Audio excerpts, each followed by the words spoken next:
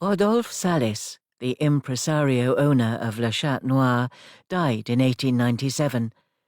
The subversive culture of his cabaret club had contributed to the development of the pleasure-seeking culture of La Belle Époque. Les Folies Bergères and Le Moulin Rouge, where Jean Avril and the Can-Can girls danced, were all the rage. This spirit was immortalized in paintings by Toulouse-Lautrec. Satie, coming into a small inheritance, had blown all his money on a collection of identical corduroy suits, and was now affectionately known as the Velvet Gentleman. Although living in poverty, he mingled with the rich and famous as he toured the cabaret bars and private salons, accompanying singers and writing songs. His most prolific collaboration during these years was with the philosopher-turned-lyricist Vincent Hispa. The high life of La Belle Époque was not enough for Satie. He craved the same recognition as his close friend Debussy, a kindred spirit who had achieved great success in the worlds of art and music.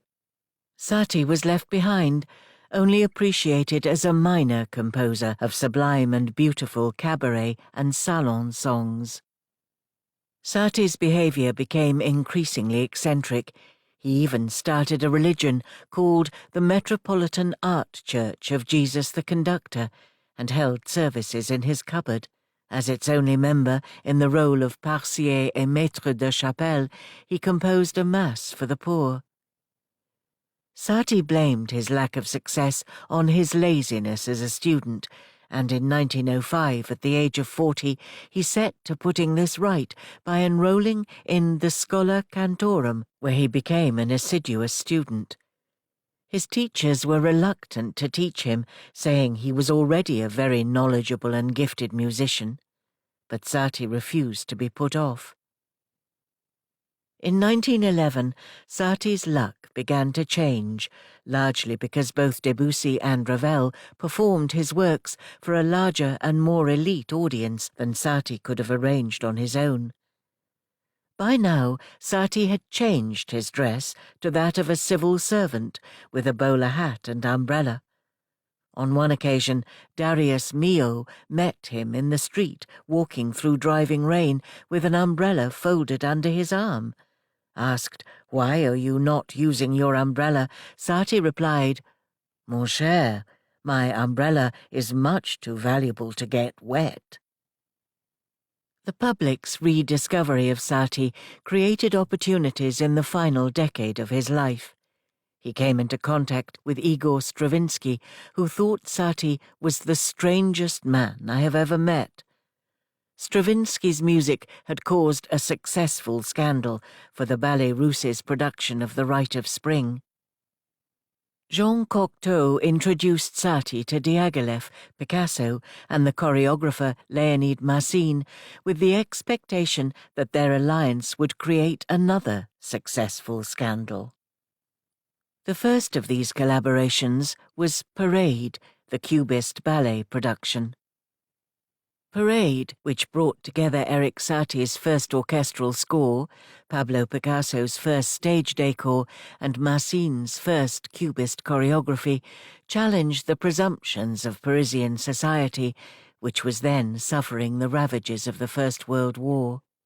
In the program notes, written by Guillaume Apollinaire, Satie's score, which included noise-making instruments, a typewriter, a pistol, splashy noises made with sponges, and a bouteillophone, a bottle phone made of milk bottles, is described as astonishingly expressive music, so clear and simple that it seems to reflect the marvelously lucid spirit of France.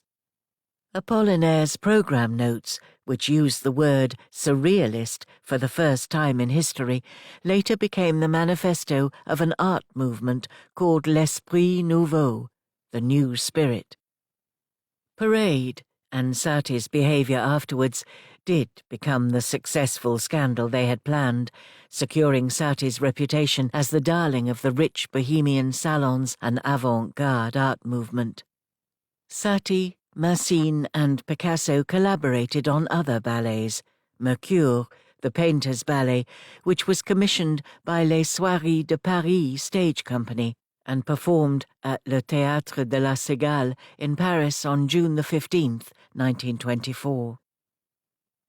Satie also wrote a score for Relâche, a Dadaist exercise that united the zany talents of Erik Satie and painter Francis Picabia for the avant-garde Ballet Suédois, which made its home at the Théâtre des Champs-Élysées in Paris from 1920 to 1924. Ballet Suédois went out of their way to offend their audiences. The ballet is now best remembered for a wacky 20-minute film called Entr'acte, which Satie and the young René Clair made to be shown before the ballet started. The film has the first synchronous, shot-by-shot film music and begins with Satie and Claire firing a cannon at the audience. Satie, who had been unwell during the making of Relâche, died a few months later, aged 59, of cirrhosis of the liver. After his death, Darius Milhaud, a fellow composer, wrote what he had found when he went to clear Satie's home. A narrow corridor with a wash basin in it led to the bedroom into which Satie had never allowed anyone, not even his concierge, to penetrate. It was with a feeling akin to awe that we approached it now. What a shock opening the door. It seemed impossible that Satie lived in such poverty. The man, whose faultlessly clean and correct dress made him look rather like a model civil servant, had literally nothing worth a shilling to his name. A wretched bed, a table covered with the most unlikely objects, one chair and a half-empty wardrobe, in which there were a dozen old-fashioned corduroy suits, brand new and almost identical, a broken-down piano with its pedals tied up with string. In an old cigar box, more than 4,000 little pieces of paper on which he had made curious drawings and written extravagant inscriptions. Satie had 84 identical handkerchiefs and dozens of hats and umbrellas. Satie is buried at Arcueil.